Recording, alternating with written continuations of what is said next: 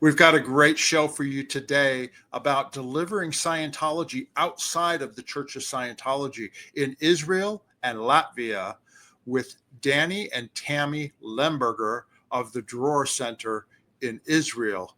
It's going to be a fascinating interview. I hope you stick around and enjoy it. Here we go.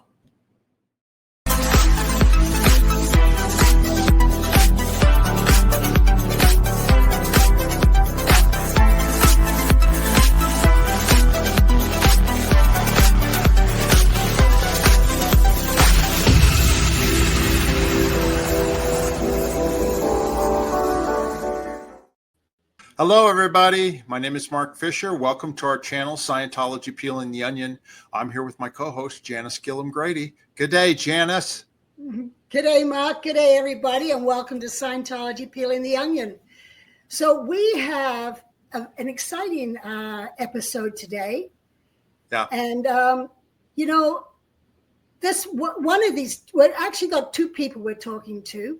And one of them, I've been in touch with him for well over 5 years. Just, we'd talk back and forth and email each other. And I'm actually really excited to have today's guest. They're a couple who actually disconnected from Scientology official church, the organization of Scientology. So this is very different to Scientology making people disconnect from outside sources. These people actually disconnected from Scientology and took a whole group with them. That's right. And they actually are delivering Hubbard's technology independent of the Church of Scientology. They're not part of the Church of Scientology, but they've been studying Hubbard and, training and processing from Hubbard's technology since 1980. And they're located in Israel and also have a center in Latvia. And it's really great to have them here, Janice. So why don't you go ahead and introduce them and we'll get started. Yeah, we have Dani and Tami Lemberger from Israel, from the Dror Center. Hi, guys. And there they are. Hi. Hello. Welcome. Welcome to the show. Tell everybody where you're at right now, because you're not in Israel. No, we happen to be in Warsaw, Poland. And we were visiting our center in Riga, Latvia, spending the 2 weeks working. And on our way back, we had a connecting flight through Warsaw. And we landed here Thursday evening. And the next morning, Friday, 3-4 days ago, we had a flight to Israel. And at 7 o'clock in the morning, we're on the way to the airport. And we get a message, go back to the hotel. All flights are canceled. Israel is is attacking Iran, but Iran will soon attack back. So skies are closed, no flights, go back to your hotel in Warsaw. So we are stranded in Warsaw now, and we're in a small apartment in Warsaw. This is not our home, not our office. But 2 more days on Wednesday, we'll go back to Riga, Latvia, because there we can work. There we have a lot of things to do. So right now we're here in Warsaw. Right. We're glad that you're safe. Let me ask you, you got kids that are in Israel right now? Children. We got two children and three grandchildren. Three grandkids already, and daughter-in-law and son-in-law. And they're in Haifa. They're all in Haifa. And his family and our staff members and our public in Haifa. Wow. Yeah, we do care for them. But they're all safe. They're fine. They're all safe right now? Yeah, but Haifa is getting bombed, isn't it? Yeah, Israel is a danger zone. Rockets falling anywhere, right. And you could be anywhere, and you could be in harm's way. So far, we're okay. Our family is okay, and we were trying to make an effort to go back home to be with family, with the kids, and with our staff. But there's just no way to go. I understand. Now, where is Haifa, for those not familiar with Israel? Is it on the coast or is it inland? It's on the coast, about 1 hour north of Tel Aviv, about 75 miles north of Tel Aviv, on a beautiful Carmel mountain overviewing the bay. We can see the Lebanon border from our center. There's a beautiful Mediterranean, really nice people, and it's a mixed city. It's the only city in the Middle East that people of the several religions lives together in coexistence, and there's no tension like Jews, Muslims, Arabs, Christian, Arabs, Druze, Baha'i. The Baha'i Center, the World Baha'i Center is located in Haifa, beautiful. So there's no tension in our daily life, and there's really coexistence, even some intermarriages, and we live very comfortably with each other. It's the only place in the Middle East. Wow. Now this is your center. It's the Dror Center, right?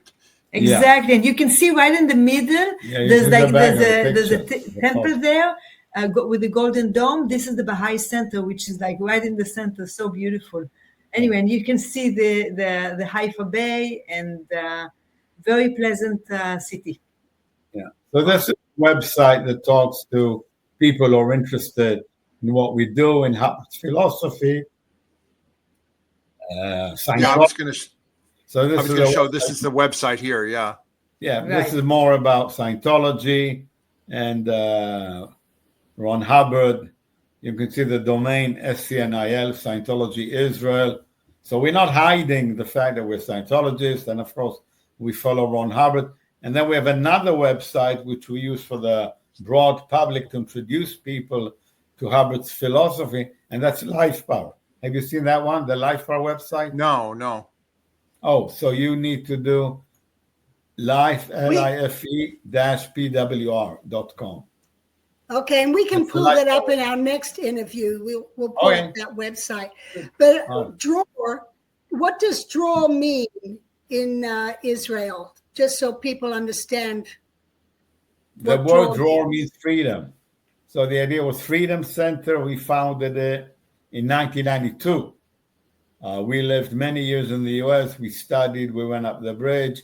Tami studied as a grad 5 Flag intern. Flag is like the main headquarters, the highest organization of the Church of Scientology. We were there many, many years. In 1992, we finished our studies and progress on the bridge, both of us, to what is called solo net for OTs, OT7. Tami is a grad 5 Flag intern auditor. I did a lot of training in admin, ethics, management, course supervision, delivering the courses, training. And we went back home in 1992 and we opened a mission, and we gave it the name in Hebrew, Dror Center, meaning Freedom Center.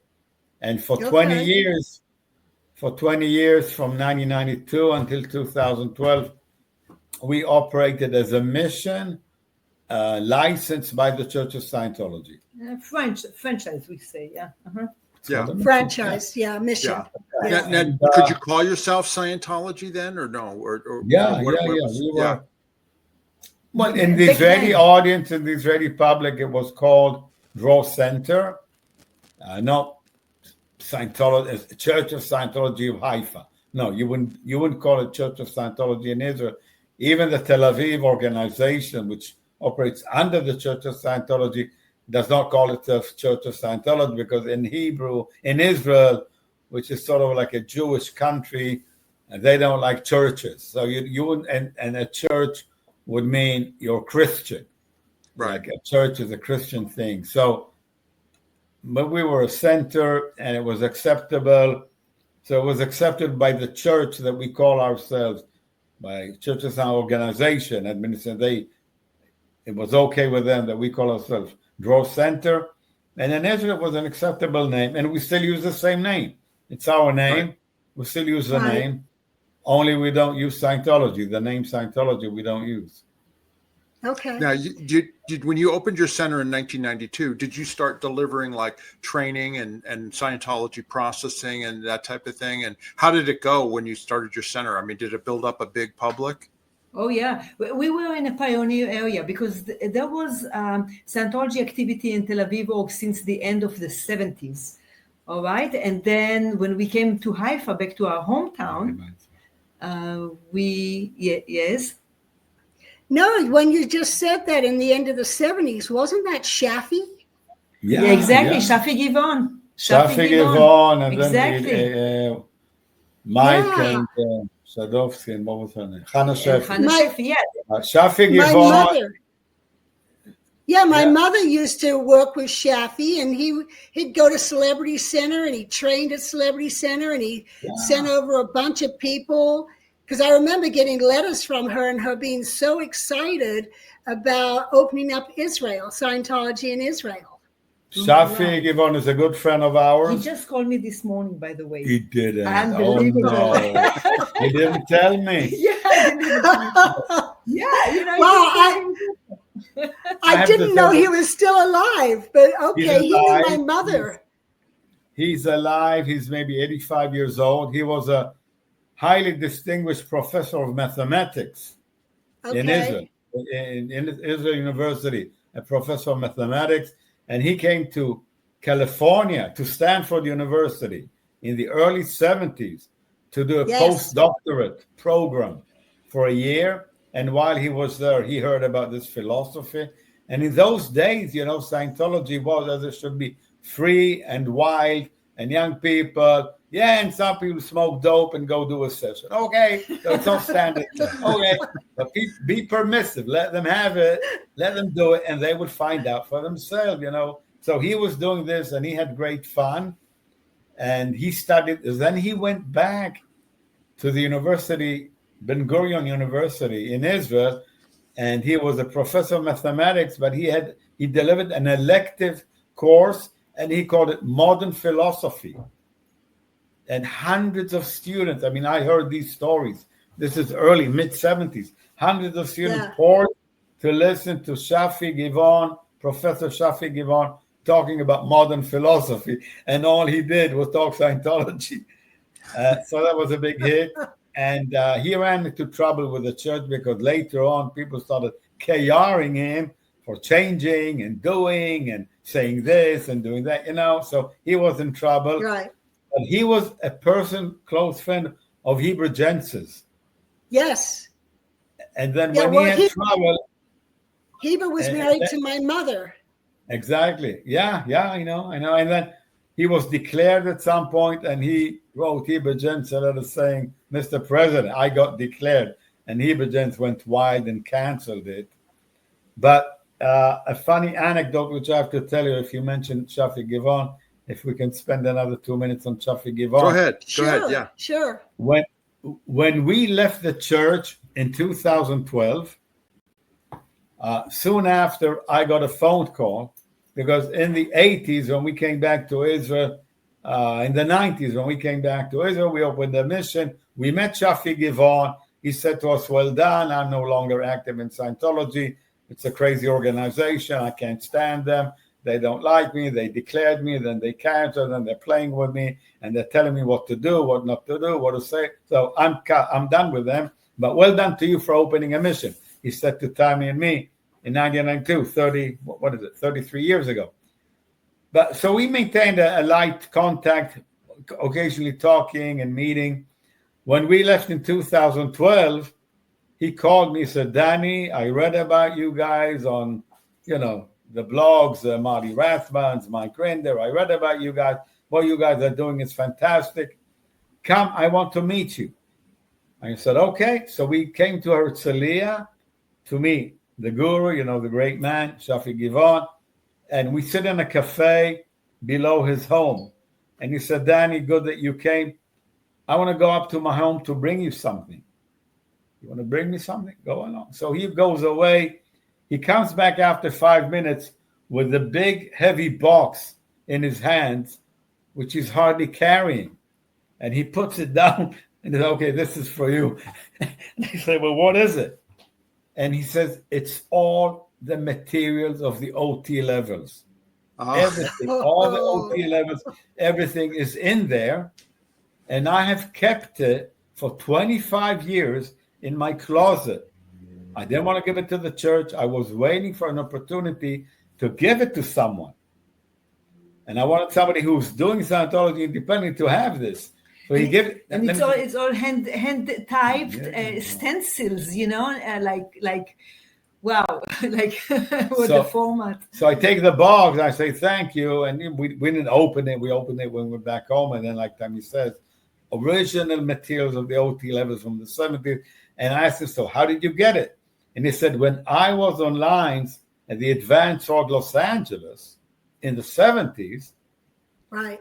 towards the end, around 78, 79, when the church started to deteriorate, to decline, my auditor on OT levels, maybe he told me her name, I don't remember. My auditor called me and she said to me, look, Shafi, I'm leaving the Church of Scientology. I cannot stand this place anymore. My entire library of all the OT level materials I'm giving to you, Shafi, because one day maybe you will make good use of it. And this auditor left the church and she gave him all of the OT level materials, and he gave it to us, and we still have it. And you actually deliver the OT levels at your Dror Centers. Yeah, of course. Yeah. OT levels, L's, L1 downs, AO review, like correcting OT levels for that other people got. All the rundowns, everything, every piece of tech that Hubbard talked from the 50s until everything we have. Everything.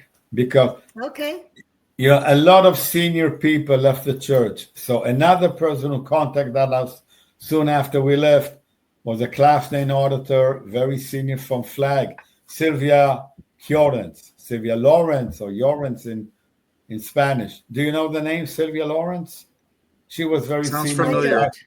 She was a class 9 at Flag. She was very senior at RTC. She was my auditor on Solonot, and she was Tami's cramming officer. She was a class 9 cramming officer. She made me as an auditor, really, all throughout the years. Because since 92, when we came back to Israel, every summer we went back to Flag for like a month, 2 months with our kids. The kids went to summer school in Delphi. And I was like full-time training and doing another internship or redoing an internship, doing cramming. So she was my cramming officer over there. And the minute we left, I'm getting a phone call in Israel. Hey, I want to join you guys. So I said, come and train me, And then she trained me as the class 9 and as to deliver also the special rundown for clears, what we call clear certainty rundown, and how to deliver all the OT levels, solo, how to be a solo CS. She stayed in Israel for like 3-4 months, full time. She trained me and our partner, Aviv Bershatsky. And since then, we deliver all the OT levels. Sadly enough, she left her body about a year ago. So, she died. She was incredible. She was incredible. Sylvia Lawrence. Let me ask you a question. We're going to be jumping around on different things, but I was going to ask, you obviously believe in Scientology technology, L. Ron Hubbard's technology, and that type of thing. Explain to our viewers who are never involved in Scientology, what is it that, why is it that you think it's great, or what is it about that you think helps people, or, why are you guys involved in this? Because you've been doing this for years and years and years, and you've had many of opportunities where you could have just gone, I've had enough of this. So what is it that keeps you guys going? Good. So let me answer. I will answer too. When you're done answering, you get my version and his version, different versions. Okay. Ladies first. I don't believe in Scientology. There's nothing to believe in it. Okay, it's you do a course, you study something, and then you go out to life and see that it works for you. That's all. Or you can use it. That's all. That's the proof of why it's such a valuable subject. I'm in my hobby. I'm a cook. I'm not a chef. I used to be a chef. I'm a cook. So in the kitchen, it's like either it works or it doesn't work. I mean, there's no believing. Either tastes good or not. Yeah. Exactly. So there's no matter of believing. Let's leave out belief for these monotheistic religions that are now fighting in the Middle East. They believe. I don't believe in anything. I just want what I see, what I hear, that's it. So from day one, just to give you like a little briefing, we got into this thing called Scientology in 1980, and immediately I saw that it works. Because before that, I was young, I was 19 years old, and for the last 5 years before that, I read all the books in philosophy, psychology, religions, anything that has to do with spirituality in Hebrew. I had no English, I had zero English.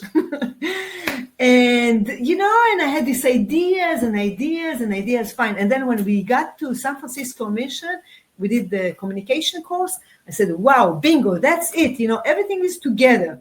Now I have a route to go to attain this spiritual level that I was searching all my life. All right, good. And since then, it has been working for me. So there is a technology that works. So there's nothing to believe. And there's then there's an organization. And the organization is different than the technology. All right? It's really two different things. And we can go more into that. But that's the idea. It's a technology, a philosophy that works, and we still use it with really great success. I use it on myself. I use it on others. I see that others are using it correctly on others, and they get marvelous results, like really miraculous results, like daily. It's not like, once in a blue moon, the Vatican decides that this guy is a saint because he did No. It's like every day, miracles and life-changing in front of my eyes. So if I see it, that's it. I still continue to be with it. And the right. time that I was a bit not in doubt about the technology or the philosophy, but I was in doubt about continuing, was when the pressure of the Church of Scientology under Miscavige was so heavy that I was like, what am I going to do now? I cannot do my fun, which is using the technology of Hubbard, because it's so much under the church. I had no idea that there is so much outside of the church going on out in the field. Good technical people that can continue to train me, continue to supervise me, continue to help me, because it's a lot of working together with other, what we call tech terminals, like people who specialize in this technology. So the minute I realized that, I said, okay, good, bingo, I got it. I was never in doubt about the technology. I was only in doubt on how I can continue to use it. I understand. Mm-hmm. All right, Dani, your turn. You want my answer? Yes. Okay.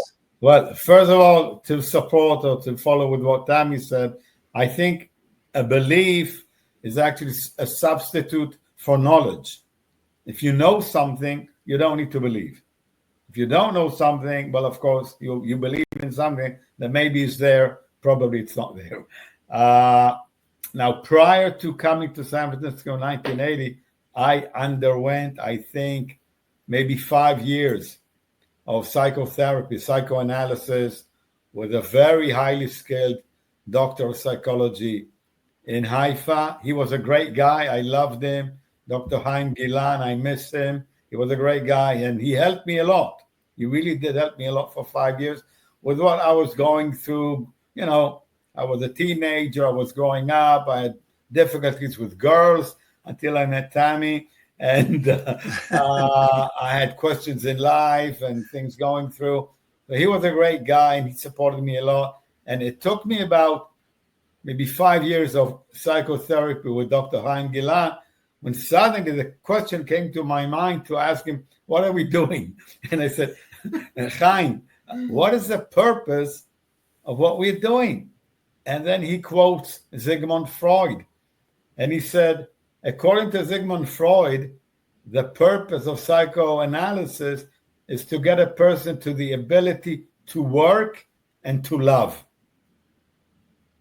That was the purpose, to work and to love. And I reflected and I said, well, you know what? Well done. I think I've achieved it. I was very successful in my career. I had then Tami as my girlfriend, and it was going great. And pretty much at that time, Tami and I got married. I ended my psychotherapy with this guy, and we boarded the ship. Anyhow, we came to San Francisco. Somewhere along the way, I heard about Scientology. We started Scientology. And when we started in Cosmo, the Church of Scientology Mission of Davis, and they had their own check sheet for the communication course. And the only thing you did there when you started was the COM course, the famous communication course, which they put together.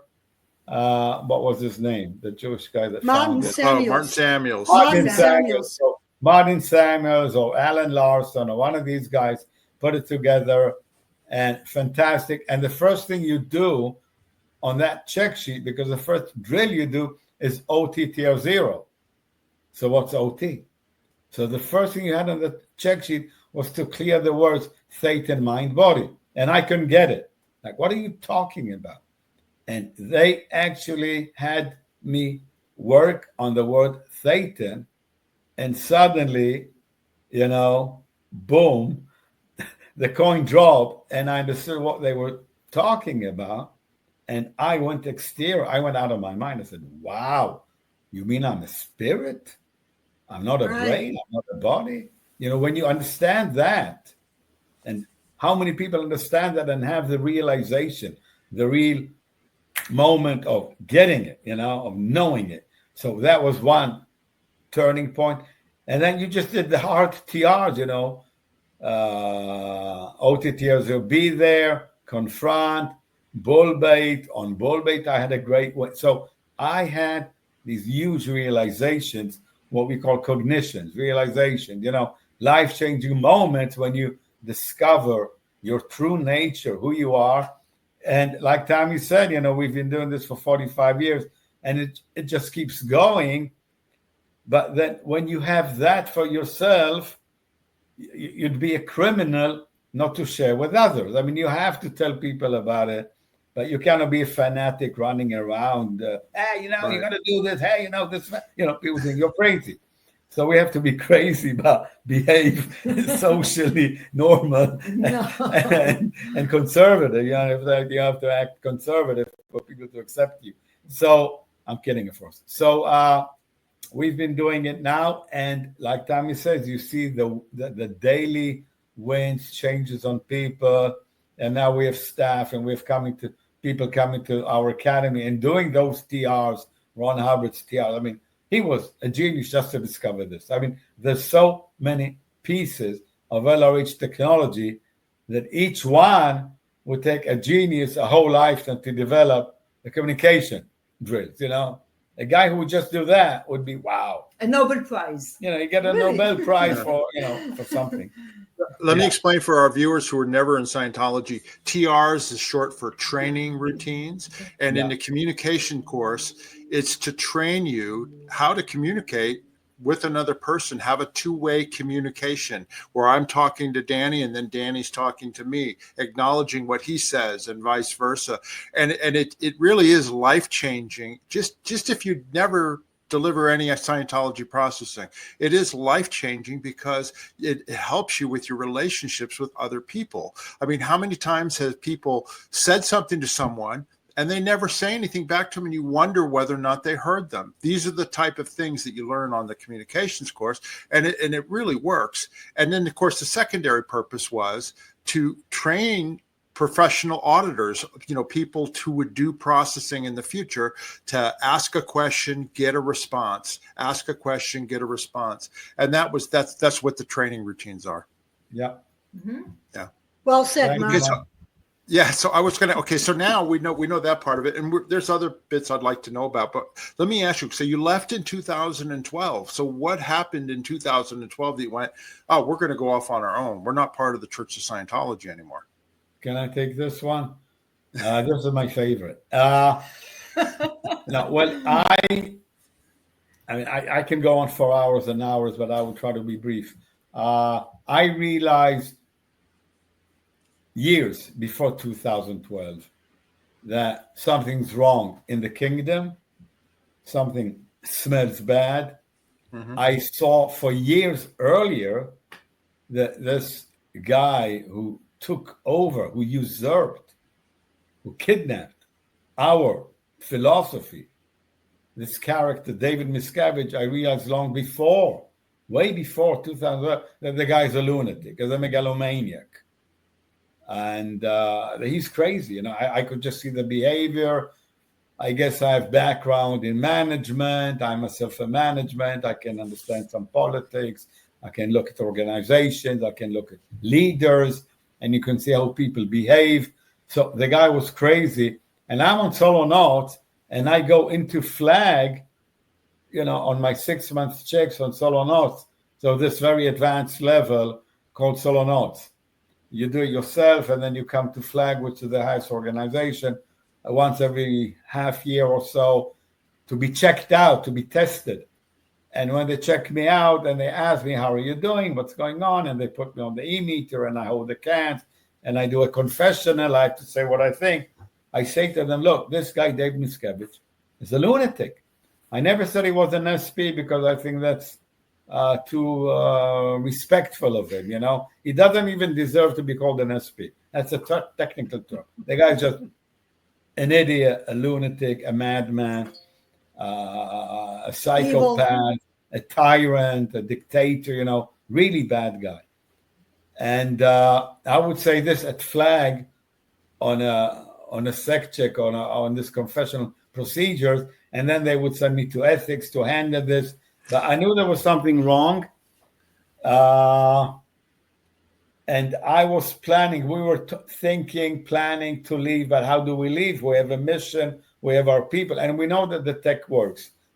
And a changing point, a turning point, a catalyst that really helped us was Debbie Cook's letter, the famous letter that she released. I don't know why she chose the date, 31 December 2011. She sent her email, and not to me. I never got her email. I wasn't on her mailing list. But she sent it to a lot of people, and they received it 1st January 2012. And some people forwarded to me Debbie Cook's letter asking me, Dani, what do you think about it? And I said, wow, great. Now I have something from another person, a very well-known person, a highly respected person. She was captain of the Flag organization. And she sent this letter. And now I can tell people, look, it's not me. It's not just what I think. Debbie Cook is saying it. And I wrote her back an email because I knew her a bit from Flag. I wrote her an email. I said, Debbie, what you say is true, but I've been saying it for the past 15 years. You're only 15 years late. But, because I could see these things. Because we were on lines in Tel Aviv and we go to Flag, and we had many friends in New York org, London org, Los Angeles, and I talked to people, and it's the same picture everywhere: decline and insanity and organizations that don't function, that don't work. I mean, an organization should have some basic principles, which Hubbard covered in his administrative technology. Hubbard's admin tech works. It's simple. His policy is another thing. He made errors, mistakes in policy, but admin tech works, and the church is violating everything that's in basic admin technology. So anyhow, I could see this, and then a snowball from there. I sent out the letter also to Flag and to Tel Aviv org, to the people that I was working with at Flag. And I said to them, look, I just received this email from somebody, forwarded to me from Debbie Cook. What do you say about it? And the church never had the brains to respond, to say, well, Debbie Cook is wrong about this. It's not like this. It's like that. They sued her, and then she was in court, and then they shut her up. And then it came up that when she left, she vowed, she signed this agreement to never talk about anything. Why are you so worried about people talking? I mean, why do you have to make people sign under oath with a lawyer on video that you're not going to talk about anything if you're so good? What do you have to hide? Right. Anyhow, and then when we left, we went on this. I wrote a very long treason condition. Treason condition assignment on David Miscavige. I wrote. You assigned him treason. Yeah. I wrote. He didn't wear his hat as the head of this organization, supposed to deliver the philosophy of Hubbard. Frank. So I wrote a big article or treason condition assignment on David Miscavige. It's all published. with all the violation of each. Everything he did. I mean, all the crazy things they did, totally contrary to LRH policy, LRH write-up, even the ideal org policy. There was a policy that Ron wrote about orgs, and he says orgs should be small, simple, viable. You don't need big buildings. Don't waste your money on big buildings. You're absolutely right. Yeah. Just live in the tech, do simple things. It's all common sense.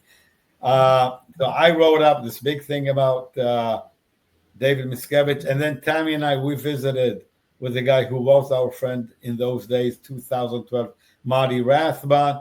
They had his house surrounded by investigators, PIs, and videoing all. I mean, all the extremes that they went to silence people, to intimidate people. So we got kicked out. We were happily out of the church, and and we worked at it, because from the day we got Debbie Cook's letter, January 1st, 2012, until June when we were kicked out, half a year, I worked very meticulously, very carefully to get our whole group intact together when we leave, because I cannot leave myself. It cannot be just Tami and I going. We have a mission. We had a big mission. At that time, 6 staff, now many more, and like 50 people, students and pre-clears, public on our lines.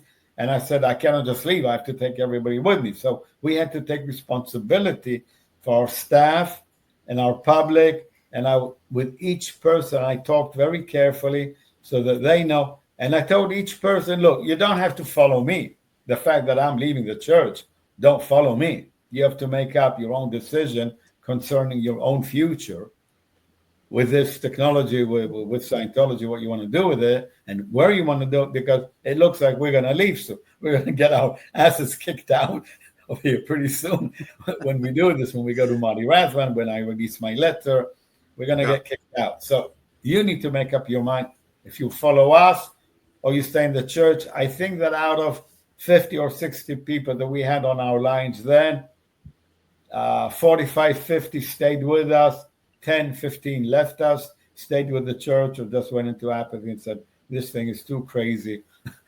Well, mostly because of the family ties. So yeah, exactly. Right. But in the Sea Org, with like friends or like relatives in the Sea Org. So in the Sea Org that they didn't want to disconnect from and all that type no, of thing. totally understood. Yeah. I mean, all the people that left us or didn't stay with us, they all did it with broken hearts and people were crying. Yeah, we were saying goodbye. Not like. They were crying for disconnecting from us, but really. It was a tragic, heartbreaking.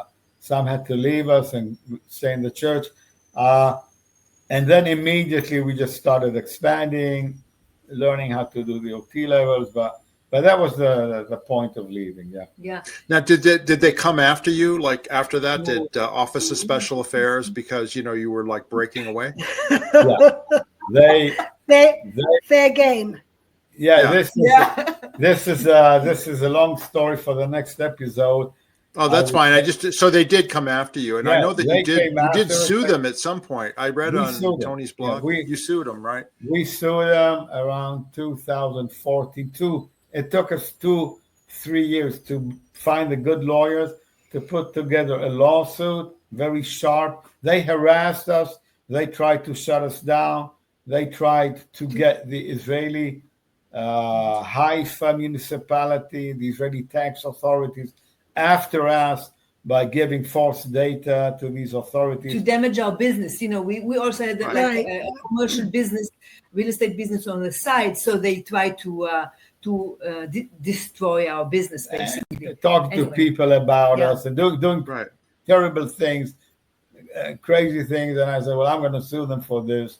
And but this is a whole other story. We actually had big success in court against them, and they paid us penalties, $120,000. We actually got money out of them. We managed to get some money out of them. And then since then, you guys have just continued running your center, and it's expanded to Latvia and all that, right? Yeah. Yeah. I want to ask you some more questions about that earlier period, like you said, maybe in another episode. But let me ask you this, okay? For our people who are watching this, right? Who have never been in Scientology, one of the big complaints about Scientology is, and Janice and I have also talked about this, is disconnection, is making people disconnect from their families. In the Church of Scientology, if somebody's not with you as being a Scientologist, they tell you to get out of communication with them and disconnect. So is that's something that you disagreed with as well, and you don't practice that or anything like that? Not at all. Not at all. Disconnection is not like, look, we live on one planet. You cannot disconnect. It's a small planet after all, right? Okay. So it's a totally stupid policy. And it's been applied totally stupidly. It's Hubbard's words, sometimes you cannot handle something, so you go away. My kid is like 3 years old, running on the floor, crazy. So I disconnect for like 2 minutes, let him run out, whatever he's going to. And then I go back and I hug him and kiss him, and that's it. Okay, so disconnection is not even an option, and we never apply it. And there's the freedom of speech. You can talk with anybody you want to talk. If somebody is affecting you in a certain way, and you come to me, and I can, we can do some processing. You can see how this person is affecting you, and how you can be at cause, or how you can really be influencing your relationship with that person, and how you can really change your relationship, and also what you are doing to like this guy that I'm helping to create this antagonism, and go and handle it. It's your life. It's your spouse. It's your mother. It's your partner. It's your life. You cannot disconnect from life. I mean, yeah, maybe your partner is no good. Fine, people divorce. I mean, you have a choice. You have a choice to divorce. Right. You have a choice to find a new partner. But it's not from your mother and father and your brother and your sister or your this or your that, unless they're abusive in some way, physically or whatever. But you don't disconnect from your grandparents, your family, just because you're following Scientology. I mean, that's one of the things I learned after I left, because I got in Scientology when I was young. You know what I mean? And so they train you. You're afraid of people outside of Scientology. They're trying to do you in. And then you find out when you leave that they're just regular people. And if they don't understand something, you talk to them. And I mean, after all, Scientology is about communication. Communication is a universal solvent. You talk to them. And if they don't accept your beliefs, you go, okay, no big deal. But that's not the way Church of Scientology works. And it has a lot to do with control. They want to control. They're afraid that people will see some of the negative things that are being said about them, Yeah. Totally. I mean, a person has the right to choose the people that he wants to befriend. And if they have a connection that is damaging them, they have a right to move away. And we would never tear up a family. Never. We would never tell a person to divorce his wife or husband, to break up from your parents. Very rarely does it happen. On the contrary, I would say to a person, well, you came to us, to Dror Center, we can improve your abilities to communicate, to confront, to handle relationships. So you can apply this with your mother, with your father, with your spouse, with your people at work.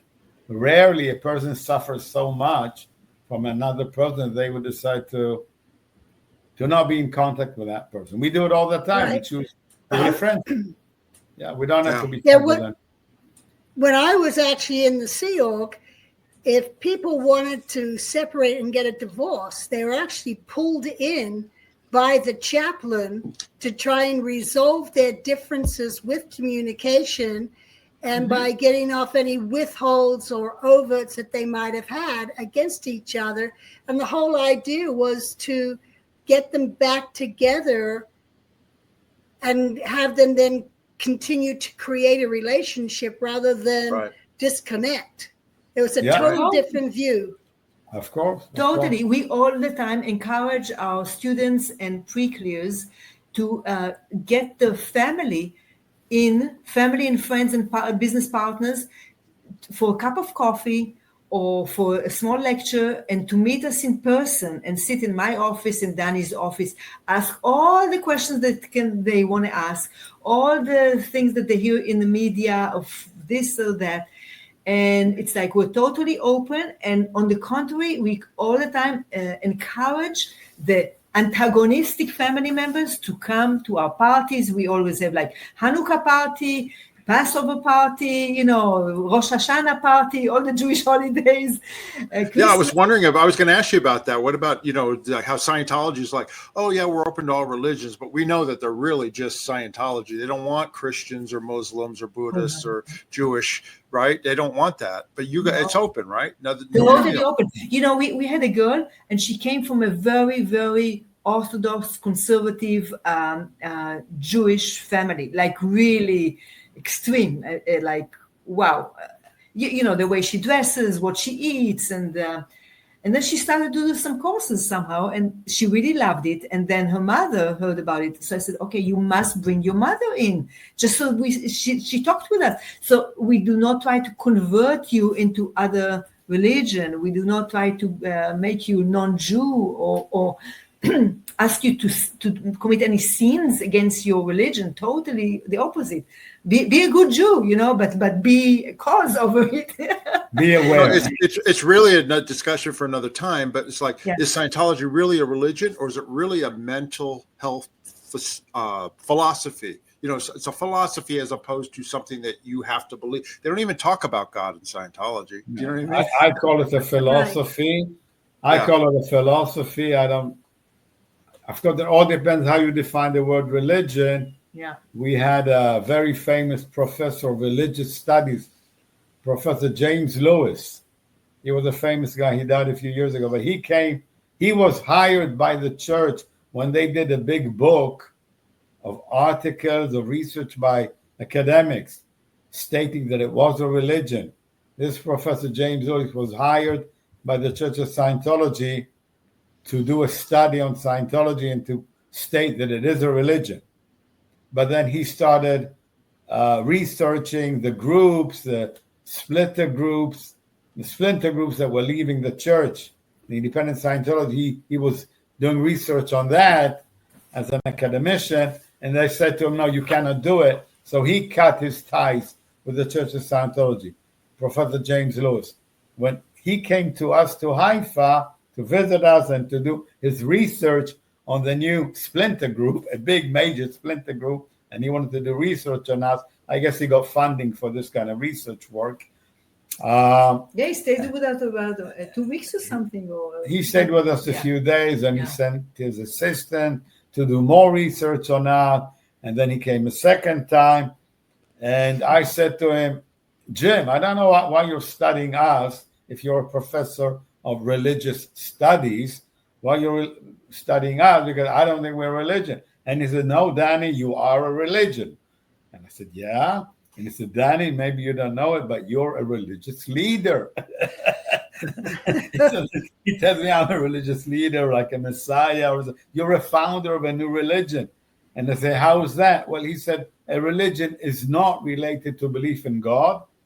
A religion is a group of people who have set values, set a lifestyle, set agreements about how to live. He gave his own definition of the word religion, and unrelated to God. He said Buddhism is a religion, but they don't believe in God. He gave it as an example. So he said, according to my definition, you are a religion, and you're a leader of a new religion. I said, okay, be that so. Okay, now let me get into briefly into another subject briefly, because we could talk for hours about this. Okay, but I think it's important for our viewers to know how you feel about this. L. Ron Hubbard is source, and it's my way, keeping Scientology working and all that. And obviously, since you've left, you've learned more about Hubbard's history, lies about his growing up and this and that, right? And a lot of people, that watch and also that, have opinions about Scientology, they go, well, L. Ron Hubbard's a liar, so therefore everything's a lie, right? But then you guys, I know you deliver like Captain Bill's levels, right? And things like that. So you don't just deliver Hubbard. So what are your opinions about L. Ron Hubbard? I think that's important for people to understand. I think that Hubbard was a great philosopher, very, very, very intelligent. He should have received not one Nobel Prize, but about 1,000 Nobel Prizes for his discoveries. I'm very happy that I did not know him as a person, because maybe I wouldn't have loved him as a person, the way he talks and the way he dresses up and the way he acts. And and I don't care about that, how many women he got married or how many things. And of course, he had his faults. And in all his lectures, he's never putting himself up as a deity, like as a god. Yeah. He always jokes about himself and ridicules himself, being, with all his faults and all his mistakes. And it's so nice to hear it. He's not perfect. He's not a perfect. So there's Hubbard the person, which is one thing. I don't know. I cannot judge him. I don't care. I'm very happy I did not know him. And his philosophy, his written materials is unbelievable. It's workable. It's almost like magical. And, I said, I'm sorry, I have to what I said earlier about Catholicism, Catholic people that make saints, and there are certain requirements. I'm sorry, I didn't mean to hurt Catholic people, okay? Not at all, and I respect them, okay? Good. But, every new person that study one of the books of Hubbard or our books of Life Power, he goes to a session, deliver it, and comes up with miraculous results. And it happens daily. So it's like, wow, what else do you want from a philosophy to help mankind on this crazy planet? What else do you want? No, I try to explain to people that it's like, if you've got a doctor who develops a drug that cures cancer for you, what do you care that he may have been married to 3 women at the same time and had 12 children out of wedlock and this and that? That drug is what's saving your cancer. And I'm not saying that Scientology is a cure for cancer or anything like that, but it's just sort of like, what do you care about that? It's what it is that they developed and what you use. Does it work for you or not? And that's what's important to me. Mark, Tesla cars run well despite the fact that Elon Musk is a crazy nut. Oh, now we're getting into politics. No, not politics. No, but the number of wives, nobody knows how many wives he's had, how many children he's had, but still Tesla. 15. But still, he's got a great Tesla cars, and he's got the best rockets, and he's doing this. He's doing all these amazing things. But who cares if he's a nut? He is a nut in some ways, but that's okay. Go ahead, Janice. I drive a Tesla, and I love it. Good, great. Can I just say something on your question? My answer? Yes, of course. Yeah, undoubtedly. Well, for me, for what I know, if Elon Musk and Bill Gates and Mark Zuckerberg and Jeff Bezos, if these guys are great geniuses, then you take them all together and you multiply it by 10 or 100 and you have a Ron Hubbard. Because in so many areas, he made such incredible and significant breakthroughs, and he put so much together. It is still, for me, 45 after being into this thing, incomprehensible how one guy could have written so much and could have discovered so much in so many areas. And when you are an auditor like Tami and you work with these processes and you see the results and the changes of people, you also know that he really cared. He really did want to make the condition of people better. I mean, somebody just a process like false purpose rundown. I've had hundreds of hours of false purpose rundown. It's a specific process that you do, and it has made my life so much better. And it's made so many changes for me and for many other people who do it. It could only come from a person who really cares and who's a brilliant genius, who really understood life and how people work, how our mind works, that nobody ever could see these things or discover these things. Well, let's ask the person who actually worked with Hubbard for like 6 hours a day for like her whole teenage years and all that, who actually knew him as a person and his family. Janice, go ahead. What is your comments on what we've been talking about? You know, Dani, I have to agree with you. Working with Hubbard, if he saw someone was in trouble, he would get their PC folder. Sorry. He would get their PC folder. He would review it, or he'd have a folder error summary done to find out what was going on with that person. And he always said that for there to be out ethics, there was out tech for that person to go out ethics. And he said that so many times, and he'd find someone in ethics trouble and he'd see what was going on with them. And this was a man who he would stay up till 3 or 4 or even 6 or 8 in the morning trying to make sure he got through all the PC folders with his case supervising, or he cracked that case. Wow. Now, I know there's cases out there where the people, you know, we had some nut cases and so forth, but just in general as a person, he wasn't into $5,000 shoes or, you know, having meals flowing in from different restaurants and that. He just wasn't into that. He was into how he's not David Miscavige. He was into how he could help those people. And yes, there were other points where I thought it was wrong in the abuse of staff members, because Sea Org members basically were just volunteers. And it would take Mary Sue, his wife, having to calm him down and say, hey, you got to be nicer to the staff. But if he saw staff in trouble or other people in trouble, he went out of his way to try and help them. Yeah. Right. Yeah, So yeah. I agree with you.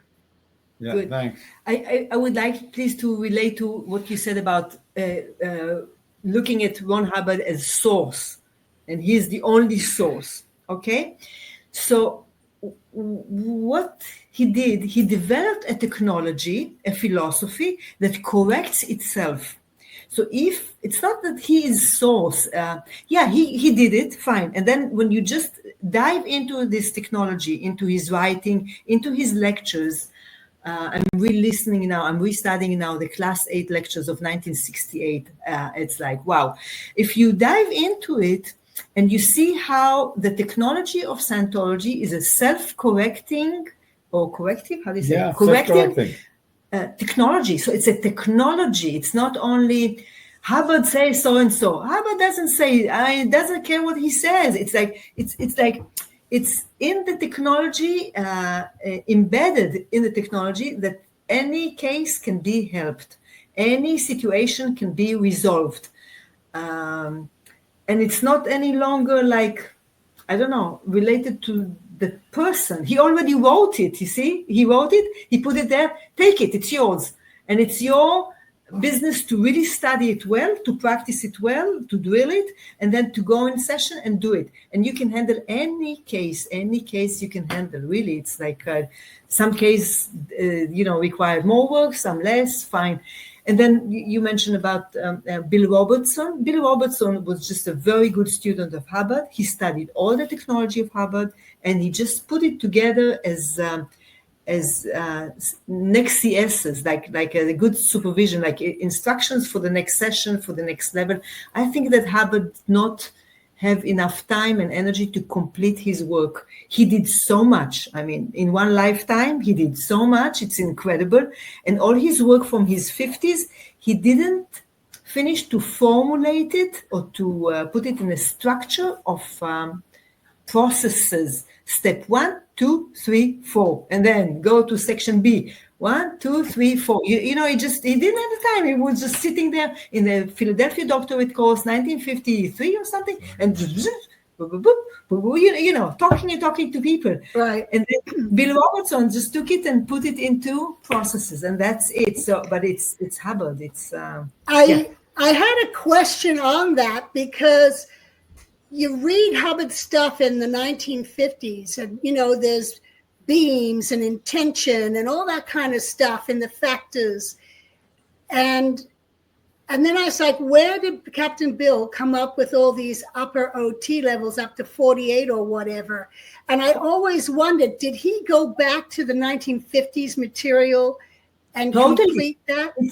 It's all the Bill Robertson levels are based on the factors, on these factors. I mean, but it's very hard to get this reality of the factors. We are so much used to be bodies, meat bodies and tables and chairs and cars and money. And, we're so used to it. So coming out from this level of running a body and thinking that you are a body and coming all the way up to a level of spirit, wow, it takes some work. So Hubbard put it in very fine few words in the factors.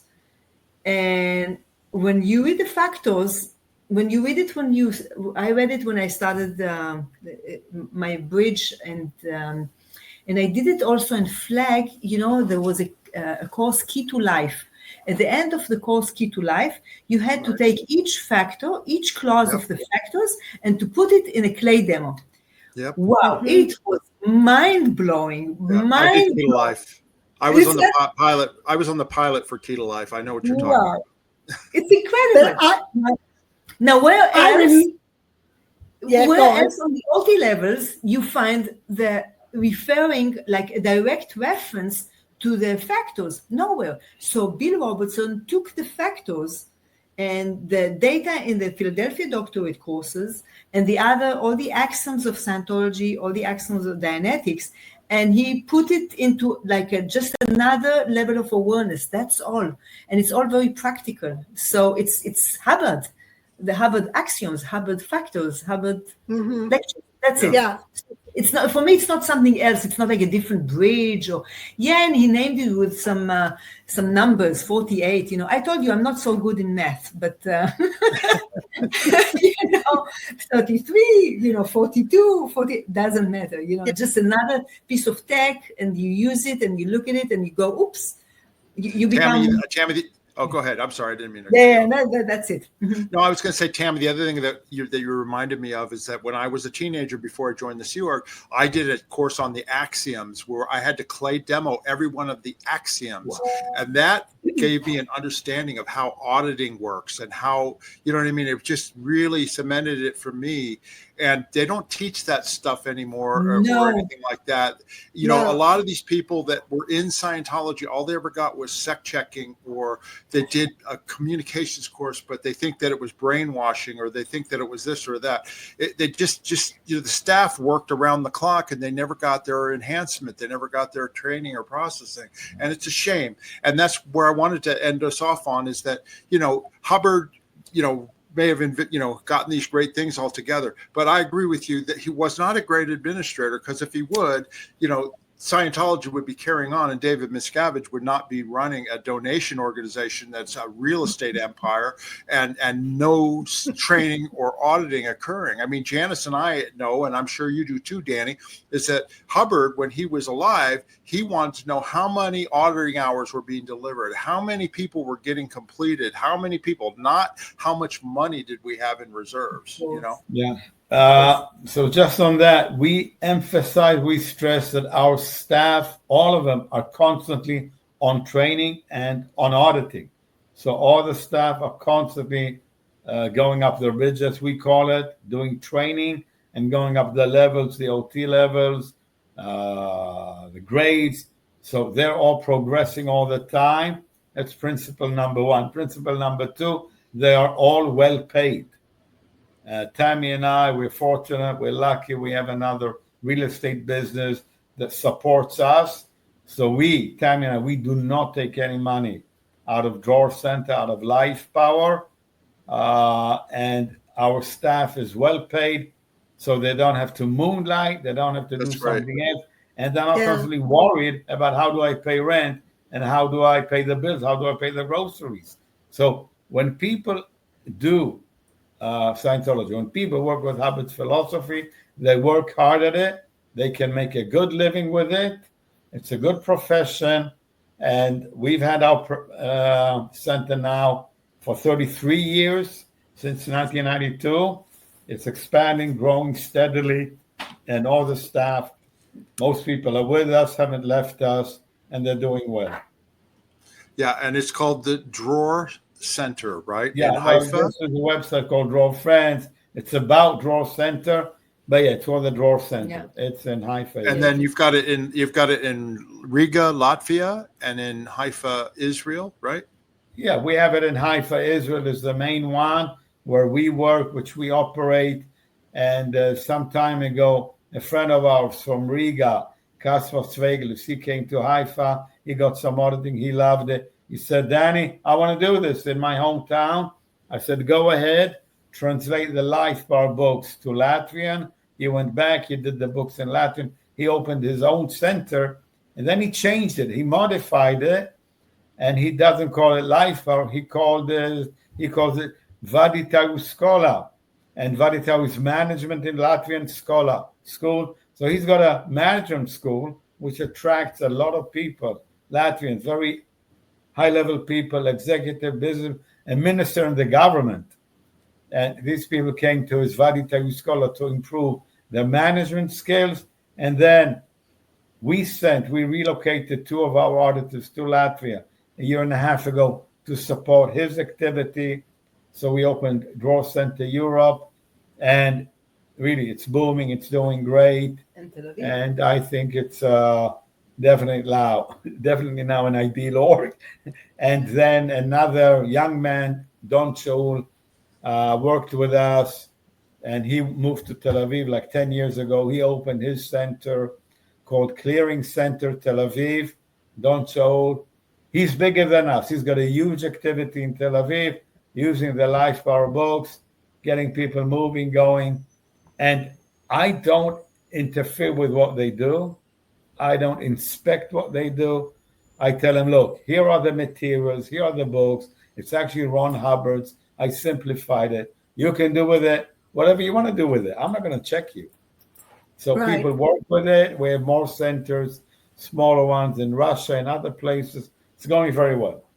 That's great. We're at the end here. We're at the end here of our show. Okay. I got a lot of questions still. We're definitely want to have you back. I want to find out how you're getting people into Scientology or into your center and all that too. And Janice, I know we have a lot we want to talk to you about. Is there anything else, Janice, you want to say before we end off here? I just want to say good luck on getting back home. And Be safe. Yeah. Thank you. Be safe. And yeah, I'm looking forward to doing more interviews with you. This has been great. Okay, good. So tell us. I got a whole list of things we can talk to you about Miscavige, about Scientology and the church and this and that. But anyway. Yeah, we'd love to share it with you. We'd love to do it. And also from Israel. And you can see our beautiful offices. You know, it's not beautiful, fancy. It's not. It's more like home. It's nice home environment. Anyway, we want to thank everybody for watching the show. We hope you've enjoyed Dani and Tami Lemberger. I know Janice and I have. Please subscribe to our channel. Hit that subscribe button, notification button. That way you know when the next show is up. And then also hit that like button. And as Janice likes to say, rock slam that like button. And if you have any questions or comments about what we talked about, go down below, get in there, let us know. If you have questions for Dani or Tami, please put them in there and we will ask them on our next show. And then also, if you'd like to support our channel, you can buy us a coffee. There's a link in the description. It explains how to do that if you want to donate to our channel, or you can become a member, hit the join button and become a member of our channel. It definitely helps us to be able to put on more of these videos. Anything else you guys want to say before we end off the video part? Thank you very much. We love you. Enjoyed it very much. Thank you for giving us your time and the stage, offering us the stage. You're welcome. You're welcome. Great. Bye. Okay. Bye-bye, everybody. Bye.